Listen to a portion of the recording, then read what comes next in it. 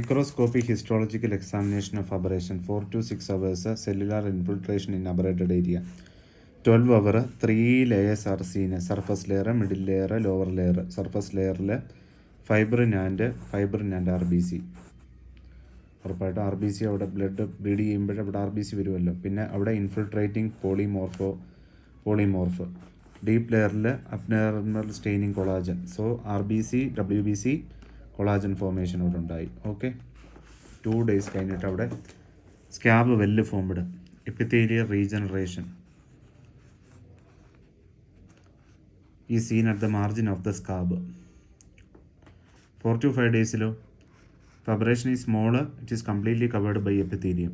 5 to 7 daysലോ sub epithelial formation of granulation tissue. 8 daysലോ റെറ്റിക്കുലിൻ fibres പിന്നെ കൊളാജൻ ഫൈബേഴ്സ് അപ്പിയർ ചെയ്യും. 9 to 12 daysൽ. മോർ ദാൻ 12 daysൽ regression starts. Remodelling of the epithelium occurs, it becomes a thinner. So ആദ്യം cellular ഇൻഫിൽട്രേഷന്, fibrin അവിടെ ഉണ്ടാകുന്നു, RBC WBC കൊളാജന് ലോവർ ലെയറിലേ ഉള്ളൂ കൊളാജന്. പിന്നെ സ്കാബ് ഫോർമേഷൻ, എപ്പിത്തീലിയൽ റീജനറേഷൻ. 45 daysൽ എപ്പിത്തീലിയൽ സബ് എപ്പിത്തീലിയത്തിനകത്ത് ഗ്രാനുലേഷൻ ടിഷ്യൂ ഉണ്ടാകുന്നു, formation of granulation tissue.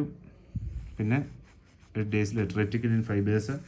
9 to 12 ഒത്തിരി collagen fibres appear. More than 12 daysൽ regression start, remodelling of epithelium occurs, become thinner.